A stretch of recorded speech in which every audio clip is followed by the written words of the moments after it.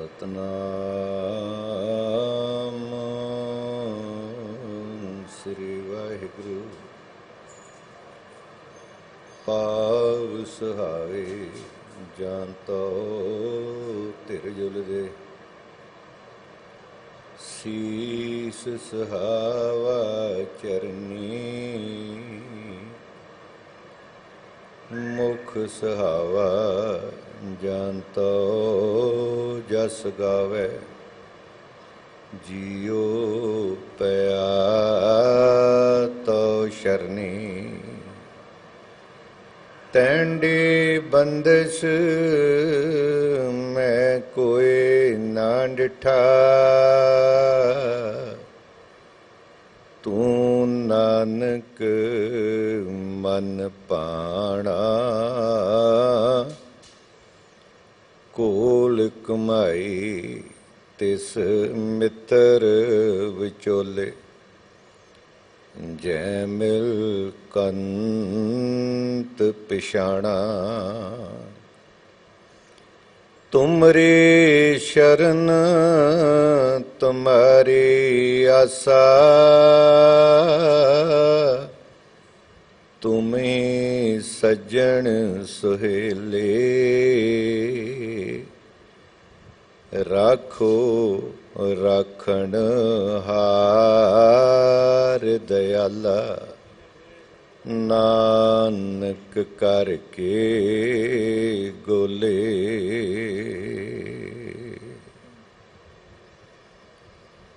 ਸ਼ਹਿਨशाह ਹਰ ਦੋ ਆਲਮ ਸਾਹਿਬੇ ਕਮਾਲ ਧੰਨ ਧੰਨ ਸਾਹਿਬ ਸ੍ਰੀ ਗੁਰੂ ਗ੍ਰੰਥ ਸਾਹਿਬ ਪਾਤਸ਼ਾਹ ਜੀ ਦੀ ਪਾਵਨ ਪਵਿੱਤਰ ਹਜ਼ੂਰੀ ਅੰਦਰ ਜੁੜ ਬੈਠੇ ਸਤ ਸੰਗਿਓ, ਕਰੋ ਰਸਨਾ ਪਵਿੱਤਰ ਆਓ ਗੱਜ ਕੇ ਫਤਿਹ ਬੁਲਾਓ ਜੀ। ਵਾਹਿਗੁਰੂ ਜੀ ਕਾ ਖਾਲਸਾ, ਵਾਹਿਗੁਰੂ ਜੀ ਕੀ ਫਤਿਹ। ਗੁਰੂ ਸਵਾਰਿਓ, ਆਪ ਵਡਭਾਗੇ ਹੋ ਜੋ ਬਾਲਾ ਪ੍ਰੀਤਮ ਸਾਹਿਬ ਸ੍ਰੀ ਗੁਰੂ ਹਰਕ੍ਰਿਸ਼ਨ ਮਹਾਰਾਜ ਜੀਆਂ ਦੇ ਪਾਵਨ ਸਥਾਨ ਗੁਰਦੁਆਰਾ ਬੰਗਲਾ ਸਾਹਿਬ ਵਿਖੇ ਅੰਮ੍ਰਿਤ ਵੇਲੇ ਤੋਂ ਆਪ ਹਾਜ਼ਰੀਆਂ ਭਰ ਰਹੇ ਹੋ। ਆਪ ਜੀ ਨੇ ਰੱਬੀ ਬਾਣੀ, ਇਲਾਹੀ ਬਾਣੀ ਦਾ ਕੀਰਤਨ ਸਰਵਣ ਕੀਤਾ ਹੈ। ਸੁਭਾਗ ਪ੍ਰਾਪਤ ਹੋਇਆ ਕੁਝ ਸਮਾਂ ਗੁਰਮਤਿ ਵਿਚਾਰਾਂ ਦੀ ਸਾਂਝ ਕਰੀਏ। ਜੋ ਲੜੀਵਾਰ ਪਾਵਨ ਬਾਣੀ ਦੀ ਵਿਚਾਰ ਚੱਲ ਰਹੀ ਹੈ, ਅੱਜ ਜੋ ਮੁਬਾਰਕ ਸ਼ਬਦ ਜਿਸ ਦੀ ਵਿਚਾਰ ਅਸਾਂ ਰਲ ਮਿਲ ਕੇ ਕਰਨੀ ਹੈ, ਉਸ ਦਾ ਮੂਲ ਪਾਠ ਮਾਨਯੋਗ ਸਿੰਘ ਸਾਹਿਬ ਜੀ ਦੀ ਰਸਨਾ ਤੋਂ ਆਪ ਜੀ ਨੇ ਸਰਵਣ ਕੀਤਾ ਹੈ। ਸਤਿਗੁਰੂ ਜੀ ਆਪ ਸਿਰ ਤੇ ਹੱਥ ਰੱਖ ਕੇ ਅੰਦਰ ਦਾ ਟਿਕਾਓ ਬਖਸ਼ਿਸ਼ ਕਰਕੇ ਆਪ ਪਾਵਨ ਬਾਣੀ ਦੀ ਵਿਚਾਰ ਕਰਵਾ ਲੈਣ। ਇੱਕ ਵਾਰੀ ਮਨੋ ਬਿਰਤੀਆਂ ਨੂੰ ਇਕਾਗਰ ਕਰੀਏ ਤੇ ਸਾਰੇ ਰਲ ਕੇ ਜਪੋ ਜੀ, ਸਤਨਾਮ ਸ੍ਰੀ ਵਾਹਿਗੁਰੂ ਜੀ। ਇੱਕ ਵਾਰੀ ਫੇਰ ਆਖੋ ਜੀ, ਸਤਨਾਮ ਸ੍ਰੀ ਵਾਹਿਗੁਰੂ ਸਾਹਿਬ ਜੀ। ਅੱਜ ਦਾ ਇਹ ਮੂਲ ਸ਼ਬਦ ਜੋ ਪਾਤਸ਼ਾਹ ਜੀ ਬਖਸ਼ਿਸ਼ ਕਰਦੇ ਨੇ, ਇਹ ਮੁਬਾਰਕ ਬਾਣੀ ਸੋਹਲਾ ਸਾਹਿਬ ਦੀ ਬਾਣੀ ਹੈ, ਜਿਸ ਦਾ ਇਹ ਦੂਸਰਾ ਸ਼ਬਦ ਹੈ। ਆਸਾ ਰਾਗ ਅੰਦਰ ਹੈ ਤੇ ਧੰਨ ਗੁਰੂ ਨਾਨਕ ਦੇ ਮਹਾਰਾਜ ਜੀ ਦੀ ਮੁਬਾਰਕ ਰਸਨਾ ਤੋਂ ਉਚਾਰਨ ਕੀਤਾ ਹੋਇਆ ਹੈ। ਸੋਹਲੇ ਤੋਂ ਭਾਵ ਕੀ ਹੈ? ਸੋਹਲੇ ਤੋਂ ਭਾਵ ਹੈ ਗੀਤ ਗਾਣਾ, ਖੁਸ਼ੀ ਦੇ ਗੀਤ। ਤੋ ਸਤਿਗੁਰੂ ਜੀ ਨੇ ਉਂਝ ਤਾਂ ਸਾਰੀ ਬਾਣੀ ਗੀਤਮਈ ਹੈ, ਸੰਗੀਤਮਈ ਹੈ, ਇਸ ਬਾਣੀ ਨੂੰ ਗਾਉਣ ਦੀ ਹਦਾਇਤ ਕੀਤੀ ਹੈ। ਔਰ ਪਾਤਸ਼ਾਹ ਜੀ ਸਾਨੂੰ ਬਾਰ-ਬਾਰ ਪ੍ਰੇਰਣਾ ਕਰਦੇ ਨੇ, ਗੁਰਬਾਣੀ ਗਾਵੋ ਭਾਈ, ਉਹ ਸਫਲ ਸਦਾ ਸੁਖਦਾਈ। ਗੁਰਬਾਣੀ ਨੂੰ ਗਾਇਣ ਦੀ ਹਦਾਇਤ ਹੈ, ਗਾਇਨ ਕਰਨਾ ਹੈ। ਤੋ ਇਹ ਜੋ ਸੋਹਲਾ ਖੁਸ਼ੀ ਦਾ ਗੀਤ, ਕਈਆਂ ਨੇ ਇਸ ਨੂੰ ਮੌਤ ਦੇ ਨਾਲ ਵੀ ਜੋੜਿਆ, ਮੌਤ ਦੇ ਨਾਲ ਜੋੜ ਦਿੱਤਾ ਗਿਆ। ਪਰ ਮੈਂ ਇੱਕ ਬੇਨਤੀ ਕਰਾਂ, ਗੁਰੂ ਨਾਨਕ ਦੇ ਘਰ ਵਿੱਚ ਸੁੱਖ ਤੇ ਦੁੱਖ ਇਹਨਾਂ ਨੂੰ ਬਰਾਬਰ ਕਰਕੇ ਮੰਨਿਆ ਗਿਆ। ਜੇ ਖੁਸ਼ੀ ਦੇ ਸਮੇਂ ਆਨੰਦ ਸਾਹਿਬ ਦਾ ਪਾਠ ਕੀਤਾ ਜਾਂਦਾ ਹੈ ਤੇ ਭਾਵੇਂ ਜਿੰਨਾ ਮਰਜ਼ੀ ਕੋਈ ਦੁੱਖ ਦਾ ਸਮਾਂ ਆ ਜਾਏ, ਉਸ ਵੇਲੇ ਵੀ ਆਨੰਦ ਸਾਹਿਬ ਹੀ ਪੜਿਆ ਜਾਂਦਾ ਹੈ, ਕਿਉਂਕਿ ਸਿੱਖ ਹਮੇਸ਼ਾ ਚੜ੍ਹਦੀ ਕਲਾ ਵਿੱਚ ਰਹਿੰਦਾ ਹੈ, ਹਮੇਸ਼ਾ ਆਨੰਦ ਵਿੱਚ ਹੈ। ਮੌਤ ਦੇ ਸਮੇਂ ਇਹ ਕਿਉਂ ਬਾਣੀ ਪੜ੍ਹੀ ਜਾਂਦੀ ਹੈ? ਕਿਉਂਕਿ ਹਰ ਇੱਕ ਸੋਗ ਤੋਂ ਨਿਆਰਾ ਹੈ ਖਾਲਸਾ। ਔਰ ਜੇ ਅਜੇ ਮੌਤ ਦੁੱਖ ਹੈ ਤੇ ਸਮਝ ਲੈਣਾ ਕਿ ਜੀਵਨ ਦੀ ਸਫਲਤਾ ਨਹੀਂ ਮਿਲੀ। ਜੇ ਅਜੇ ਮੌਤ ਨੂੰ ਦੁੱਖ ਸਮਝਿਆ। ਕਬੀਰ ਸਾਹਿਬ ਜੀ ਦਾ ਪਾਵਨ ਬਚਨ ਅਸੀਂ ਪੜ੍ਹਦੇ ਹਾਂ, ਕਬੀਰ ਜਿਸ ਮਰਨੇ ਤੇ ਜਗ ਡਰੇ। ਬੰਦਾ ਮੌਤ ਤੋਂ ਬੜਾ ਹੀ ਡਰਦਾ ਹੈ, ਕਿਤੇ ਮੌਤ ਨਾ ਆ ਜਾਏ। ਕੋਈ ਕਿਸੇ ਦੀ ਗੋਲੀ ਤੋਂ ਨਹੀਂ ਡਰਦਾ, ਗੋਲੀ ਤੋਂ ਹੋਣ ਵਾਲੀ ਮੌਤ ਦਾ ਹੀ ਭੈ ਹੈ, ਕਿਤੇ ਮੌਤ ਨਾ ਆ ਜਾਏ। ਕੋਈ ਲਾਠੀ ਤੋਂ ਨਹੀਂ ਡਰਦਾ, ਡਰ ਹੈ ਮੌਤ ਦਾ, ਕਿਤੇ ਮੌਤ ਨਾ ਆ ਜਾਏ। ਮੌਤ ਤੋਂ ਇੰਨਾ ਦੂਰ ਭੱਜਦਾ ਕਿ ਕਬਰਸਤਾਨ ਵੀ ਦੂਰ ਬਣਾਉਂਦਾ ਹੈ, ਮੜੀਆਂ ਵੀ ਦੂਰ ਬਣਾਉਂਦਾ ਹੈ, ਕਿਉਂਕਿ ਜਦੋਂ ਵੇਖਦਾ ਨਾ ਤੇ ਫਿਰ ਮੌਤ ਯਾਦ ਆਉਂਦੀ ਹੈ। ਤੇ ਮੌਤ ਤੋਂ ਬੰਦਾ ਭੈ ਪੀਤ ਹੈ, ਬਹੁਤਾ ਜੀਵਨ ਮੰਗੀਐ, ਮੂਆ ਨਾ ਲੋੜੈ ਕੋਈ। ਪਰ ਕਬੀਰ ਸਾਹਿਬ ਕਹਿੰਦੇ ਨੇ, ਕਬੀਰ ਜਿਸ ਮਰਨੇ ਤੇ ਜਗ ਡਰੇ। ਮੇਰੇ ਮਨ ਆਨੰਦ ਮਰਨੇ ਹੀ ਤੇ ਪਾਈਐ, ਪੂਰਨ ਪਰਮਾਨੰਦ। ਕਹਿੰਦੇ ਨੇ ਕਿ ਸਾਨੂੰ ਤੇ ਪੂਰਨ ਆਨੰਦ ਦੀ ਪ੍ਰਾਪਤੀ ਮਰਨ ਵਿੱਚ ਹੈ। ਉਸ ਮਾਲਕ ਦੇ ਨਾਲ ਸੰਬੰਧ ਹੀ ਤਾਂ ਜੁੜਦਾ ਹੈ ਜਿਸ ਨੂੰ ਮਰਨ ਦੀ ਜਾਚ ਆ ਗਈ। ਔਰ ਇਹ ਵੀ ਬੇਨਤੀ ਕਰਾਂ ਕਿ ਜਿਸ ਬੰਦੇ ਨੂੰ ਆਪਣਾ ਅੰਤ ਯਾਦ ਹੈ ਨਾ, ਉਹਨੂੰ ਬੇਅੰਤ ਵੀ ਚੇਤੇ ਰਹਿੰਦਾ ਜੇ। ਜਿਸ ਬੰਦੇ ਨੂੰ ਇੱਥੋਂ ਜਾਣਾ ਯਾਦ ਹੈ, ਉਹਨੂੰ ਰਹਿਣ ਦੀ ਵੀ ਅਕਲ ਆਉਂਦੀ ਹੈ ਸੰਸਾਰ ਵਿੱਚ। ਤੇ ਜਿਹਨੂੰ ਜਾਣਾ ਭੁੱਲ ਗਿਆ ਨਾ, ਉਹਨੂੰ ਰਹਿਣ ਦੀ ਵੀ ਜਾਚ ਨਹੀਂ ਜੇ ਆ ਸਕਦੀ। ਤਾਂ ਗੁਰੂ ਨਾਨਕ ਦੇ ਘਰ ਵਿੱਚ ਮੌਤ ਦਾ ਭੈ ਨਹੀਂ, ਭੈ ਖਤਮ ਕਰ ਦਿੱਤਾ। ਔਰ ਸਿੱਖ ਇੱਥੋਂ ਜਦੋਂ ਜਾਂਦਾ ਤੇ ਗੁਰੂ ਸਵਾਰਿਓ, ਇਸੇ ਕਰਕੇ ਕਿਹਾ ਜਾਂਦਾ ਕਿ ਫਲਾਣਾ ਬੰਦਾ ਜਿਹੜਾ ਨਾ, ਉਹ ਪਰਲੋਕ ਗਮਨ ਕਰ ਗਿਆ, ਗੁਰਪੁਰੀ ਸੁਧਾਰ ਗਿਆ। ਕਿਉਂ? ਕਿਉਂਕਿ ਸਿੱਖ ਦੇ ਅੰਦਰ ਕੋਈ ਭਟਕਣਾ ਨਹੀਂ। ਮਰਨ ਤੋਂ ਬਾਅਦ ਵੀ ਸਿੱਖ ਕੋਈ ਨਰਕ ਤੇ ਸਵਰਗ ਦਾ ਮਤਲਾਸ਼ੀ ਨਹੀਂ, ਸੱਚਖੰਡ ਦਾ ਮਤਲਾਸ਼ੀ ਹੈ। ਇਸ ਕਰਕੇ ਮੌਤ ਤੋਂ ਬਾਅਦ ਵੀ ਇਹ ਸੋਹਲੇ ਗਾਏ ਜਾਂਦੇ ਨੇ। ਕਮਾਲ ਦੀ ਗੱਲ ਇਹ ਹੈ ਕਿ ਵੇਖੋ, ਧੰਨ ਗੁਰੂ ਨਾਨਕ ਦੇਵ ਮਹਾਰਾਜ ਜੀ ਇਸੇ ਹੀ ਬਾਣੀ ਅੰਦਰ ਜਿੱਥੇ ਗੱਲ ਮੌਤ ਦੀ ਕਰਦੇ ਨੇ, ਉਦਾਹਰਣ ਵਿਆਹ ਦੀ ਦਿੰਦੇ ਨੇ। ਉਦਾਹਰਣ ਵਿਆਹ ਦੀ ਦਿੱਤੀ ਪਾਤਸ਼ਾਹ ਜੀ ਨੇ ਤੇ ਗੱਲ ਕੀਤੀ ਹੈ ਮੌਤ ਦੀ। ਬਾਬਾ ਫਰੀਦ ਜੀ ਗੱਲ ਮੌਤ ਦੀ ਕਰਦੇ ਨੇ ਤੇ ਉਦਾਹਰਣ ਵਿਆਹ ਦੀ ਦਿੰਦੇ ਨੇ। क्योंकि रब दे प्यारिਆਂ ਦਾ विचार एक है। भावें लगभग 300 साल समय का अंतराल है, पर विचारधारा जिहड़ी है वो रब दे प्यारिਆਂ ਦੀ एक है।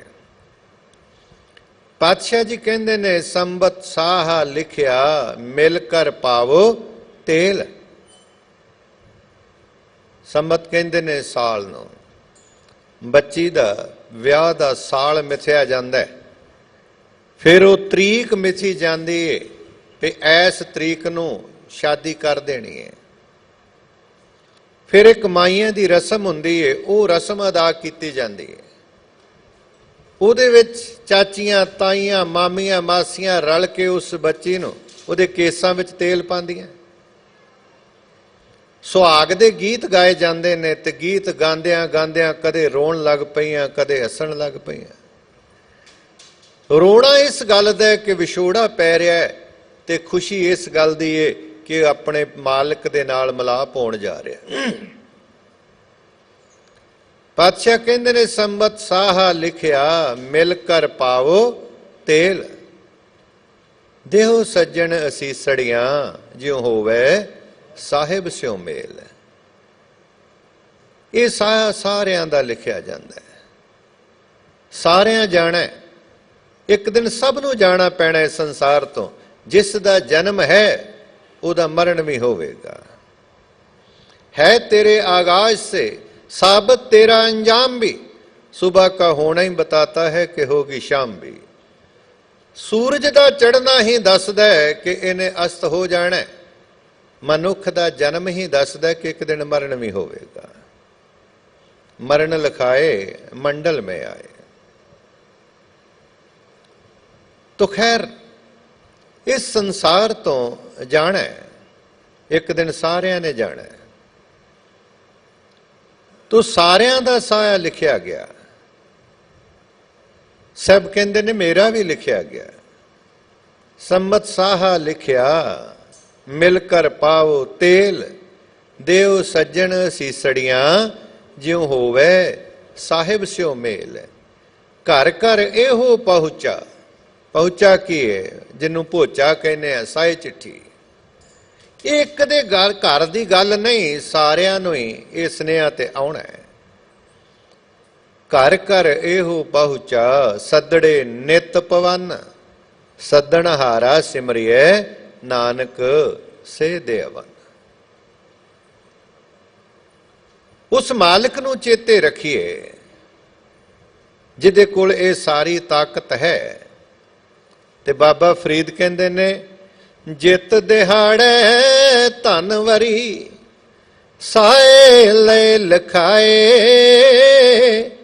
मलक ज कन्नी सुनीदा मूंह दिखा ले आए। जिंद नमाणी कड्डिए हड्डां कू कड़काए। साए लिखे ना चलनी जिंदू कू समझाए। हे जिंदे जेड़ा साया लिखिया गया ना इनू टालिया नहीं जा सकता। ये यकीनन है। आ किते विआह दा साया मिथ्या होवे ना जी, ते जे किते कोई माड़ी घटना वापर जाए ते फिर भी साडे समाज विच कहा जांदा है कि हुण साया मिथ्या, भावें खुशी घट करो पर इनू हुण नेपरे झाड़ दिओ। इनू टालिया नहीं जा सकता। साए लिखे ना चलनी जिंदू को समझाए। जिंद वोटी मरण वार ले जासी परनाए। कहंदे ने कि इस जिंद नू एक दिन मौत ने परना के ले जाना है। ये सारियां ते समा आउणा है। पर प्यारिया तू उस मालिक नू चेते कर। कमाल की गल है कि बाबा फरीद भी उदाहरण विआह दी दे के ते गल मौत दी करते ने। तो मौत के समय भी ये सोला ये गीत गाए जाते ने। तो धन गुरु नानक देव महाराज अज दे इस मुबारक शब्द अंदर साहब जी बख्शिश पे करते ने। वाहिगुरु जी ਸਤਨਾਮ ਸ੍ਰੀ ਵਾਹਿਗੁਰੂ। ਰਾਗ ਆਸਾ ਮਹਿਲਾ ਪਹਿਲਾ। ਛੇ ਘਰ ਛੇ ਗੁਰ ਛੇ ਉਪਦੇਸ਼। ਗੁਰ ਗੁਰ ਏਕੋ ਵੇਸ ਅਨੇਕ। ਧੰਨ ਗੁਰੂ ਨਾਨਕ ਦੇ ਮਹਾਰਾਜ ਪਿਛਲੇ ਸ਼ਬਦ ਅੰਦਰ ਜੋ ਬਖਸ਼ਿਸ਼ ਕੀਤੀ ਕਿ ਜਿਸ ਮੰਦਰ ਮਸਜਿਦ ਗੁਰਦੁਆਰੇ ਵਿੱਚ ਉਸ ਮਾਲਕ ਦੀ ਸਿਫਤ ਸਲਾਹ ਕੀਤੀ ਜਾਂਦੀ ਹੈ, ਉਹਨੂੰ ਵੀ ਘਰ ਆਖਿਆ ਗਿਆ। ਹੁਣ ਇਹ ਜਿਹੜੇ ਨੇ 6 ਘਰ 6 ਗੁਰ 6 ਉਪਦੇਸ਼, ਇਹ ਉਹ ਧਾਰਮਿਕ ਜੋ ਸ਼ਾਸਤਰ ਨੇ ਹਿੰਦੂ ਮਤ ਦੇ। 6 ਸ਼ਾਸਤਰ ਨੇ, 4 ਵੇਦ ਨੇ, 18 ਪ੍ਰਾਣ ਨੇ, 27 ਸਿਮਰਤੀਆਂ ਨੇ। ਤੋ 6 ਸ਼ਾਸਤਰਾਂ ਦੀ ਗੱਲ ਮੇਰੇ ਪਾਤਸ਼ਾਹ ਜੀ ਨੇ ਕੀਤੀ ਹੈ। ਕਹਿੰਦੇ ਨੇ ਇਹ ਵੀ 6 ਘਰ ਨੇ ਔਰ ਇਹਨਾਂ ਦੇ ਕਰਤਾ ਵੀ 6 ਨੇ। ਵੱਖ-ਵੱਖ ਰਿਸ਼ੀ ਨੇ ਜਿਨ੍ਹਾਂ ਨੇ ਇਹ 6 ਸ਼ਾਸਤਰ ਲਿਖੇ ਨੇ। ਹੁਣ ਉਹ ਕਿਹੜੇ ਨੇ 6 ਸ਼ਾਸਤਰ ਜਿਨ੍ਹਾਂ ਦੇ ਵਿੱਚੋਂ ਸਾਂਖ ਹੈ, ਨਿਆਏ ਹੈ, ਵੈਸ਼ੇਸ਼ਿਕ ਹੈ, ਮੀਮਾਂਸਾ ਹੈ, ਯੋਗ ਹੈ, ਵੇਦਾਂਤ ਹੈ। ਇਹ 6 ਸ਼ਾਸਤਰ ਨੇ ਔਰ ਇਹਨਾਂ 6 ਸ਼ਾਸਤਰਾਂ ਦੇ ਜੋ ਕਰਤਾ ਨੇ ਉਹ ਵੀ 6 ਨੇ, ਵੱਖ-ਵੱਖ ਨੇ। ਉਹਨਾਂ ਦੇ ਵਿੱਚੋਂ ਅਸੀਂ ਪੜ੍ਹਦੇ ਹਾਂ ਕਿ ਸਾਂਖ ਦੇ ਕਰਤਾ ਕਪਲ ਰਿਸ਼ੀ ਨੇ, ਨਿਆਏ ਦੇ ਕਰਤਾ ਗੌਤਮ ਨੇ ਔਰ ਵਿਸ਼ੇਸ਼ਕ ਦੇ ਕਰਤਾ ਕੁਣਾਦ ਨੇ। ਇਸੇ ਤਰ੍ਹਾਂ ਹੀ ਮੀਮਾਂਸਾ ਦੇ ਕਰਤਾ ਜੈਮਨੀ, ਯੋਗ ਦੇ ਕਰਤਾ ਪਤੰਜਲੀ ਔਰ ਵੇਦਾਂਤ ਦੇ ਕਰਤਾ ਰਿਖੀ ਵੇਦ ਵਿਆਸ। ਇਹ 6 ਕਰਤਾ ਨੇ ਔਰ ਇਹਨਾਂ ਦੇ ਜਿਹੜੇ ਉਪਦੇਸ਼ ਨੇ ਉਹ ਵੀ ਵੱਖ-ਵੱਖ ਨੇ। ਉਪਦੇਸ਼ ਕੀ ਨੇ? ਮਾਰਗ, ਰਸਤੇ। ਰਸਤੇ ਵੱਖ-ਵੱਖ ਨੇ ਔਰ ਜਿਸ ਪਾਸੇ ਨੂੰ ਮਨੁੱਖ ਨੇ ਜਾਣਾ ਹੈ ਉਹ ਮਾਰਗ, ਉਹ ਮੰਜ਼ਿਲ ਕੀ ਹੈ? ਪਰਮਾਤਮਾ। ਪਰਮਾਤਮਾ ਤੱਕ ਪਹੁੰਚਣਾ ਹੈ ਪਰ ਰਸਤਾ ਵੱਖ-ਵੱਖ ਹੈ।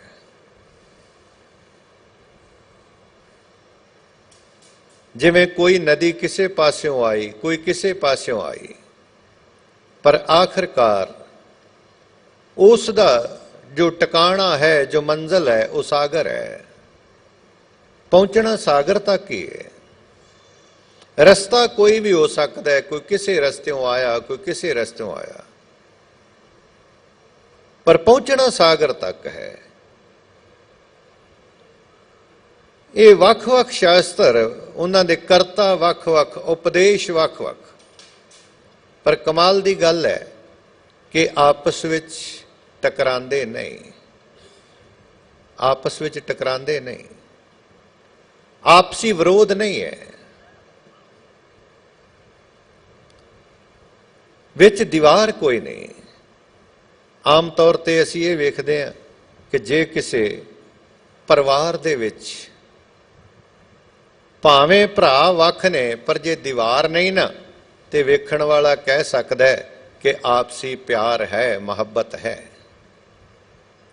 ਪਰ ਬਹੁਤੀ ਵਾਰੀ ਤਾਂ ਮੈਂ ਵੇਖਦਾ ਕਿ ਜੇ ਕਿਤੇ ਥੋੜੀ ਜਿਹੀ ਨਾਰਾਜ਼ਗੀ ਹੋ ਜਾਏ ਨਾ ਤੇ ਉਹ ਕਹਿੰਦਾ ਕਿ ਏਡੀ ਕੁ ਦੀਵਾਰ ਕਰੋ ਕਿ ਤੁਰਦਾ ਫਿਰਦਾ ਵੀ ਮੈਨੂੰ ਨਜ਼ਰ ਨਹੀਂ ਆਉਣਾ ਚਾਹੀਦਾ, ਇੰਨੀ ਅੰਦਰ ਈਰਖਾ।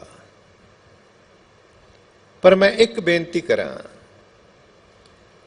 ਜਿਹੜਾ ਵਿਚਾਰ ਮਨੁੱਖ ਨੂੰ ਮਨੁੱਖ ਨਾਲੋਂ ਤੋੜਦਾ ਨਾ ਉਹ ਕਦੇ ਵੀ ਪਰਮਾਤਮਾ ਨਾਲ ਨਹੀਂ ਜੇ ਜੋੜ ਸਕਦਾ। ਉਹ ਪਰਮਾਤਮਾ ਨਾਲ ਨਹੀਂ ਜੋੜੇਗਾ। ਜਿਹੜਾ ਵਿਚਾਰ ਮਨੁੱਖ ਨੂੰ ਮਨੁੱਖ ਨਾਲ ਜੋੜਦਾ ਹੈ ਸਮਝ ਲੈਣਾ ਉਹ ਪਰਮਾਤਮਾ ਨਾਲ ਵੀ ਜੋੜੇਗਾ। ਤੋ ਇਹ ਪਾਤਸ਼ਾਹ ਜੀ ਇਹ ਬਖਸ਼ਿਸ਼ ਪੈ ਕਰਦੇ ਨੇ ਕਿ ਇਹ 6 ਸ਼ਾਸਤਰ ਨੇ, ਉਹਨਾਂ ਦੇ ਕਰਤਾ 6 ਨੇ। ਪਰ ਜਿਸ ਤਰ੍ਹਾਂ ਦਾ ਵਿਚਾਰ ਉਸ ਮਾਲਕ ਵੱਲੋਂ ਮਿਲਿਆ, ਜਿਵੇਂ ਬਾਰਿਸ਼ ਤੇ ਪੈਂਦੀ ਹੈ ਸਾਰੇ ਥਾਵਾਂ ਤੇ, ਪਰ ਜਿਸ ਤਰ੍ਹਾਂ ਦਾ ਭਾਂਡਾ ਹੋਵੇ ਉਸੇ ਤਰ੍ਹਾਂ ਦਾ ਉਹ ਪਾਣੀ ਰੂਪ ਅਖਤਿਆਰ ਕਰ ਜਾਂਦਾ ਹੈ। ਜੇ ਬਾਹਰ ਬਾਲਟੀ ਪਈ ਹੈ ਤੇ ਉਹ ਪਾਣੀ ਬਾਲਟੀ ਦਾ ਰੂਪ ਅਖਤਿਆਰ ਕਰੇਗਾ, ਜੇ ਬਾਹਰ ਕੌਲੀ ਪਈ ਹੈ ਤੇ ਕੌਲੀ ਦਾ ਰੂਪ ਅਖਤਿਆਰ ਕਰੇਗਾ, ਜੇ ਬਾਹਰ ਕੋਈ ਥਾਲ ਪਿਆ ਤੇ ਉਹ ਥਾਲ ਦਾ ਰੂਪ ਅਖਤਿਆਰ ਕਰ ਜਾਏਗਾ। ਜਿਸ ਤਰ੍ਹਾਂ ਦਾ ਭਾਂਡਾ ਹੈ ਉਸੇ ਤਰ੍ਹਾਂ ਦਾ ਹੀ ਉਹਨੂੰ ਨਜ਼ਰ ਆਏਗਾ, ਉਸੇ ਤਰ੍ਹਾਂ ਦਾ ਹੀ ਵਿਚਾਰ ਉਸ ਦਾ ਬਣੇਗਾ। ਤੋ ਜਿਸ ਤਰ੍ਹਾਂ ਦਾ ਭਾਂਡਾ ਸੀ ਉਸੇ ਤਰ੍ਹਾਂ ਦਾ ਵਿਚਾਰ ਉਹਨਾਂ ਨੇ ਜਗਤ ਦੇ ਸਾਹਮਣੇ ਰੱਖਿਆ। ਪਰ ਅਸਲ ਵਿੱਚ ਜੋ ਇਹ ਗੁਣ ਹੈ, ਜੋ ਵਿਚਾਰ ਹੈ ਨਾ, ਉਹ ਕਿਸੇ ਦਾ ਆਪਣਾ ਨਿੱਜੀ ਨਹੀਂ, ਇਹ ਵਿਚਾਰ ਉਸ ਪਰਿਪੂਰਨ ਪਰਮਾਤਮਾ ਦਾ ਹੈ। ਇਹ ਬੋਲ ਉਸ ਦੇ ਨੇ। ਇਸੇ ਕਰਕੇ ਜਿਹੜੇ ਰਹਿਬਰੀ ਪੁਰਸ਼ ਨੇ ਨਾ, ਉਹ ਕਦੇ ਇਹ ਨਹੀਂ ਆਖਦੇ ਕਿ ਇਹ ਬੋਲ ਜਿਹੜੇ ਨੇ ਇਹ ਮੇਰੇ ਨੇ, ਕਦੇ ਨਹੀਂ ਕਹਿੰਦੇ। ਗੁਰੂ ਨਾਨਕ ਦੇਵ ਮਹਾਰਾਜ ਨੇ ਕਿਤੇ ਇਹ ਨਹੀਂ ਆਖਿਆ ਕਿ ਇਹ ਬਾਣੀ ਜਿਹੜੀ ਇਹ ਸਾਡੀ ਹੈ। ਪਾਤਸ਼ਾਹ ਜੀ ਕਹਿੰਦੇ ਨੇ, ਜੈਸੀ ਮੈਂ ਆਵੇ ਖਸਮ ਕੀ ਬਾਣੀ, ਤੈਸੜਾ ਕਰੇ ਗਿਆਨ ਵੇ ਲਾਲੋ। ਉੱਥੇ ਕਹਿੰਦੇ ਨੇ, ਹੂੰ ਆਪੋਂ ਬੋਲ ਨਾ ਜਾਣਦਾ, ਮੈਂ ਕਹਿਆ ਸਭ ਹੁਕਮਾਓ ਜੀਓ। ਮੈਂ ਤੇ ਕੁਝ ਬੋਲਣਾ ਹੀ ਨਹੀਂ ਜਾਣਦਾ, ਜੋ ਉਸ ਮਾਲਕ ਨੇ ਮੈਨੂੰ ਮੈਸੇਜ ਦਿੱਤਾ ਮੈਂ ਬਸ ਉਹ ਹੀ ਅੱਗੇ ਜਗਤ ਦੇ ਸਾਹਮਣੇ ਕਨਵੇ ਕੀਤਾ। ਧੰਨ ਗੁਰੂ ਗੋਬਿੰਦ ਸਿੰਘ ਮਹਾਰਾਜ ਜੀ ਨੂੰ ਪੁੱਛੀਏ ਤੇ ਪਾਤਸ਼ਾਹ ਜੀ ਕਹਿੰਦੇ ਨੇ, ਪਾਏ ਗਏ ਜਬ ਤੇ ਤੁਮਰੇ, ਤਬ ਤੇ ਕੋ ਆਂਖ ਤਰੇ ਨਹੀਂ ਆਨਿਓ। ਰਾਮ ਰਹੀਮ ਪੁਰਾਣ ਕੁਰਾਨ, ਅਨੇਕ ਕਹੇ ਮਤ ਏਕ ਨਾ ਮਾਨਿਓ। ਸਿਮਰਤ ਸ਼ਾਸਤਰ वेद सबै, बहु भेद कहे हम एक ना जान्यो। श्री असपान कृपा तुमरी कर, मैं न कहयो सब तोहे बखान्यो। हे वाहिगुरु, मैं कुछ भी नहीं बोलता, मैं ते ਉਹੀ ਕਹਿ ਰਿਹਾ ਜੋ ਤੇਰਾ ਹੁਕਮ ਹੈ। ਜਿਸ ਦਿਨ ਮੁਹੰਮਦ ਸਾਹਿਬ ਨੂੰ ਕੋਈ ਝਲਕ ਮਿਲੀ ਉਸ ਖੁਦਾ ਦੀ, ਤੇ ਉਸ ਦਿਨ ਵੀ ਕਹਿੰਦੇ ਨੇ ਉਹਨਾਂ ਦੀ ਘਰ ਵਾਲੀ ਸ਼ਰੀਕੇ ਹਯਾਤ ਖਦੀਜਾ, ਉਸ ਨੇ ਹੈਰਾਨ ਹੋ ਕੇ ਕਹਿ ਦਿੱਤਾ, ਕਹਿਣ ਲੱਗੀ, ਐ ਮੁਹੰਮਦ, ਮੈਨੂੰ ਵੀ ਇੰਨਾ ਸਮਾਂ ਹੋ ਗਿਆ ਆਪਣਾ ਸੰਬੰਧ ਬਣਿਆ ਪਤੀ ਪਤਨੀ ਦਾ, ਪਰ ਇੰਨੇ ਸਮੇਂ ਵਿੱਚ ਮੈਂ ਇਹ ਬੋਲ ਤੁਹਾਡੀ ਰਸਨਾ ਤੋਂ ਅੱਜ ਤੱਕ ਨਹੀਂ ਸੁਣੇ। ਇਹ ਬੋਲ ਤੁਹਾਡੇ ਨਹੀਂ ਹੋ ਸਕਦੇ, ਜਿਨ੍ਹਾਂ ਨੂੰ ਬੋਲਾਂ ਨੂੰ ਸੁਣ ਕੇ ਮੈਂ ਵੀ ਵਿਸਮਾਦ ਵਿੱਚ ਆ ਗਈ। ਇਹ ਬੋਲ ਤੁਹਾਡੇ ਨਹੀਂ ਹੋ ਸਕਦੇ। ਤੇ ਮੁਹੰਮਦ ਸਾਹਿਬ ਨੇ ਵੀ ਇਹ ਗੱਲ ਕਹੀ, ਕਹਿਣ ਲੱਗੇ, ਖਦੀਜਾ ਤੂੰ ਠੀਕ ਕਹਿ ਰਹੀ ਹੈ।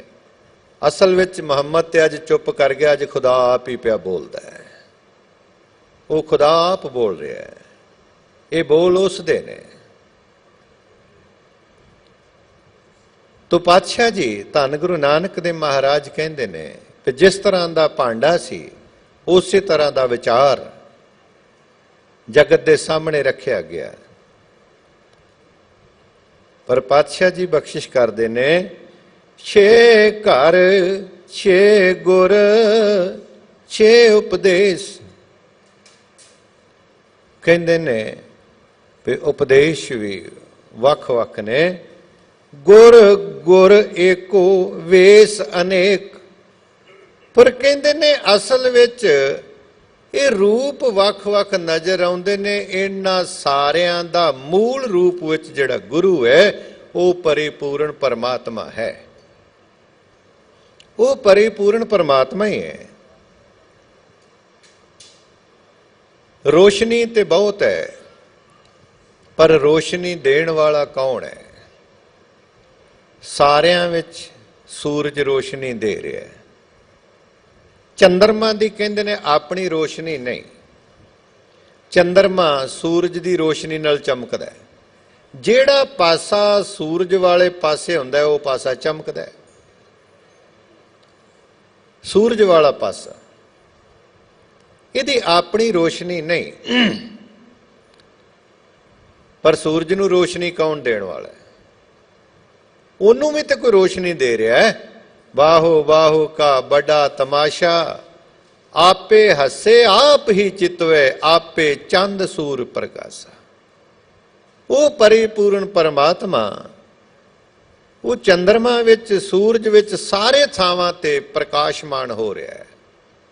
ਰੋਸ਼ਨੀ ਉਸ ਦੀ ਹੈ। ਸਭ ਮੈਂ ਜੋਤ, ਜੋਤ ਹੈ ਸੋਏ, ਤਿਸਤੇ ਚਾਨਣ, ਸਭ ਮੈਂ ਚਾਨਣ ਹੋਏ, ਗੁਰ ਸਾਖੀ ਜੋਤ ਪ੍ਰਗਟ ਹੋਏ।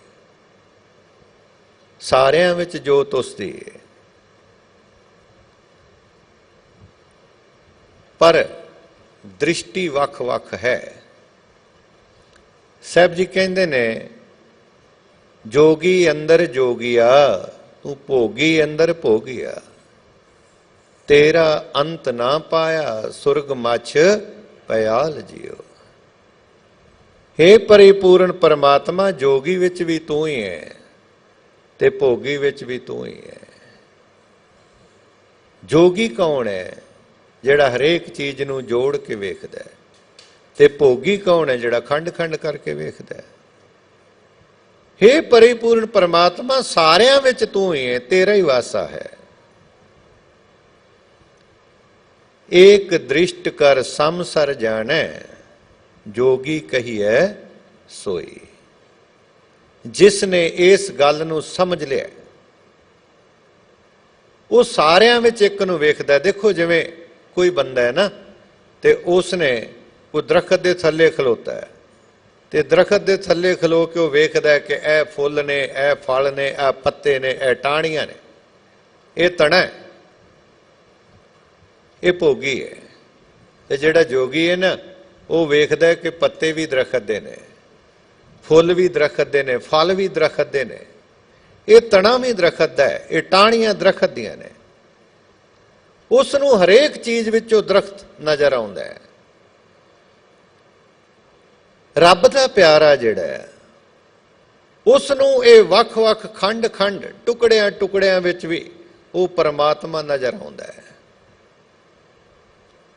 ਉਸ ਨੂੰ ਸਾਰਿਆਂ ਵਿੱਚ ਉਸੇ ਦਾ ਉਪਦੇਸ਼ ਜਿਹੜਾ ਉਹ ਨਜ਼ਰ ਆਏਗਾ। ਰੂਪ ਭਾਵੇਂ ਵੱਖ-ਵੱਖ ਨੇ, ਪਰ ਸਾਰਿਆਂ ਵਿੱਚ ਉਹ ਇੱਕ ਪਰਿਪੂਰਨ ਪਰਮਾਤਮਾ ਹੈ। ਗੁਰ ਗੁਰ ਏਕੋ ਵੇਸ ਅਨੇਕ। ਰੂਪ ਵੱਖ-ਵੱਖ ਨੇ, ਪਰ ਅਸਲ ਵਿੱਚ ਸਾਰਿਆਂ ਵਿੱਚ ਉਹ ਮਾਲਕ ਆਪ ਹੈ। ਬਾਬਾ ਜੇ ਘਰ ਕਰਤੇ ਕੀਰਤ ਹੋਏ,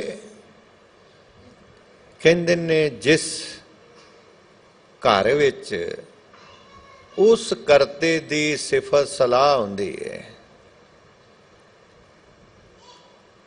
ਜਿਸ ਘਰ ਵਿੱਚ ਉਸ ਮਾਲਕ ਦਾ ਨਾਮ ਜਪਿਆ ਜਾਂਦਾ ਹੈ, ਉਹਦੀ ਸਿਫਤ ਸਲਾਹ ਕੀਤੀ ਜਾਂਦੀ ਹੈ।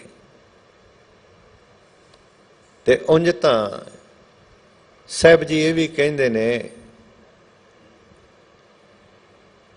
ਵੀ ਕਬੀਰ ਜੈ ਘਰ ਸਾਧ ਨਾ ਸੇਵੀਏ, ਹਰ ਕੀ ਪੂਜਾ ਨਾ ਹੈ। ਤੇ ਘਰ ਮਰਹਟ ਸਾਰਖੇ, ਭੂਤ ਬਸੈ ਤਿਸ ਮਾਹੇ। ਕਹਿੰਦੇ ਨੇ ਉਹ ਤੇ ਭੂਤਨਿਆਂ ਦਾ ਹੀ ਡੇਰਾ ਹੈ, ਜਿੱਥੇ ਰੱਬ ਦਾ ਨਾਂ ਹੀ ਨਹੀਂ। ਗੁਰੂ ਅਮਰਦਾਸ ਪਾਤਸ਼ਾਹ ਜੀ ਦੇ ਕੋਲ ਨਾ, ਕਹਿੰਦੇ ਨੇ ਇੱਕ ਵਾਰੀ ਇੱਕ ਮਨੁੱਖ ਨੂੰ ਲੈ ਕੇ ਆ ਗਏ, ਤੇ ਉਹ ਸਿਰ ਬੜਾ ਮਾਰਦਾ ਸੀ। ਜਦੋਂ ਲੈ ਕੇ ਆਏ ਨਾ, ਤੇ ਪਾਤਸ਼ਾਹ ਜੀ ਨੇ ਪੁੱਛ ਲਿਆ, ਕਹਿਣ ਲੱਗੇ ਕਿ ਇਹਨੂੰ ਕੀ ਹੋਇਆ? ਕਹਿਣ ਲੱਗੇ ਜੀ ਇਹਦੇ ਵਿੱਚ ਪ੍ਰੇਤ ਦਾ ਵਾਸ ਹੈ। ਤੇ ਮੇਰੇ ਪਾਤਸ਼ਾਹ ਧੰਨ ਗੁਰੂ ਅਮਰਦਾਸ ਮਹਾਰਾਜ ਕਹਿੰਦੇ ਨੇ, ਇਹਨੇ ਕਦੇ ਜਪਜੀ ਸਾਹਿਬ ਦੀ ਬਾਣੀ ਪੜ੍ਹੀ ਹੈ?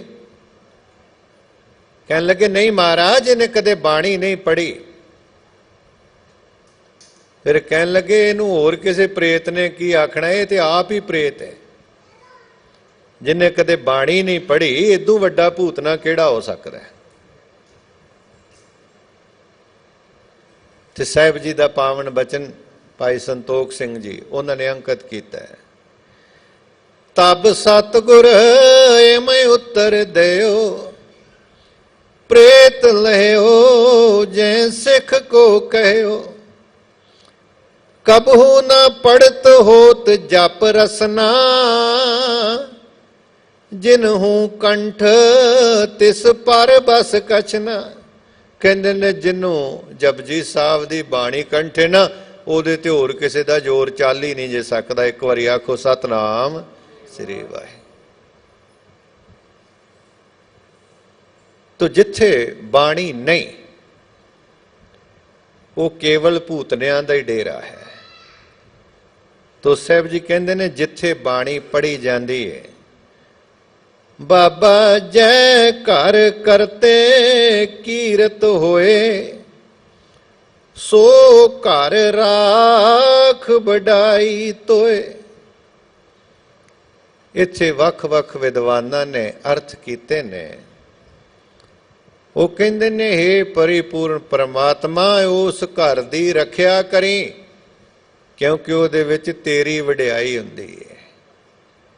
ਕਈਆਂ ਵਿਦਵਾਨਾਂ ਨੇ ਇਹ ਵੀ ਅਰਥ ਕੀਤੇ ਨੇ ਕਿ ਹੇ ਭਾਈ, ਉਸ ਮਾਲਕ ਨੂੰ, ਉਸ ਘਰ ਨੂੰ ਆਪਣੇ ਹਿਰਦੇ ਵਿੱਚ ਵਸਾਓ, ਉਹਦੇ ਵਿੱਚ ਤੁਹਾਡੀ ਭਲਾਈ ਹੈ, ਤੁਹਾਡਾ ਭਲਾ ਹੈ। ਤੋ ਪਾਤਸ਼ਾਹ ਜੀ ਬਖਸ਼ਿਸ਼ ਪੈ ਕਰਦੇ ਨੇ, ਰਹਾਓ ਵਿਸਵੇ ਚਸਿਆ ਘੜੀਆਂ ਪਹਿਰਾ, ਚਿੱਤੀ ਵਾਰੀ ਮਾਵਾ। ਇਹ ਵੱਖ-ਵੱਖ ਸਮੇਂ ਦੀ ਵੰਡ ਹੈ। ਸਮੇਂ ਦੀ ਵੰਡ ਅਨੁਸਾਰ ਕਹਿੰਦੇ ਨੇ ਜਿਵੇਂ ਮਿੰਟ ਨੇ, ਸੈਕਿੰਡ ਨੇ, ਮਿੰਟ ਨੇ, ਘੰਟੇ ਨੇ, ਇਸੇ ਤਰ੍ਹਾਂ ਹੀ ਜੋ ਪੁਰਾਤਨ ਸਿਆਣਿਆਂ ਨੇ ਸਮੇਂ ਦੇ ਯੂਨਿਟ ਬਣਾਏ, ਵੰਡ ਕੀਤੀ, ਉਸ ਅਨੁਸਾਰ ਕਹਿੰਦੇ ਨੇ ਕਿ ਇੱਕ ਹੈ ਵਿਸਾ। ਵਿਸਾ ਕੀ ਹੈ? 15 ਅੱਖ ਦੇ ਫੋਰ ਹੋਣ ਤੇ ਇੱਕ ਵਿਸਾ ਬਣਦਾ ਹੈ, ਤੇ 15 ਵਿਸੇ ਹੋਣ ਤੇ ਇੱਕ ਚਸਾ ਬਣਦਾ ਹੈ।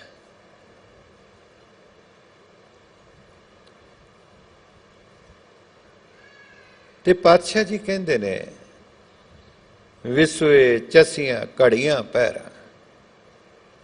ਹੁਣ 15 ਅੱਖ ਦੇ ਫੋਰ ਤੇ ਇੱਕ ਵਿਸਾ, 15 ਵਿਸੇ ਤੇ ਇੱਕ ਚਸਾ, 30 ਚਸੇ ਹੋਣ ਤੇ ਇੱਕ ਪਲ, 60 ਪਲ ਹੋਣ ਤੇ ਇੱਕ ਘੜੀ, 7.5 ਘੜੀਆਂ ਹੋਣ ਤੇ ਇੱਕ ਪਹਿਰ ਬਣਦਾ ਹੈ, ਤੇ 8 ਪਹਿਰ ਹੋਣ ਤੇ ਦਿਨ ਤੇ ਰਾਤ ਬਣਦੇ ਨੇ। 15 ਥਿੱਤਾਂ ਨੇ, 7 ਵਾਰ ਨੇ, 12 ਮਹੀਨੇ ਨੇ ਸਾਲ ਦੇ। ਇਸ ਢੰਗ ਦੇ ਨਾਲ ਵੰਡ ਕੀਤੀ ਗਈ। ਤੇ ਪਾਤਸ਼ਾਹ ਜੀ ਕਹਿੰਦੇ ਨੇ ਵਿਸਵੇ ਚਸਿਆ ਘੜੀਆਂ ਪਹਿਰਾ, ਚਿੱਤੀ ਵਾਰੀ ਮਾਹੁਆ। ਇਹ ਸੂਰਜ ਤੇ ਚੰਦਰਮਾ ਦਾ ਕਰਕੇ ਨੇ। ਸੂਰਜ ਏਕੋ ਰੁੱਤ ਅਨੇਕ, ਕਹਿੰਦੇ ਨੇ ਸੂਰਜ ਇੱਕੋ ਹੀ ਹੈ ਤੇ ਰੁੱਤਾਂ ਕਈ ਨੇ।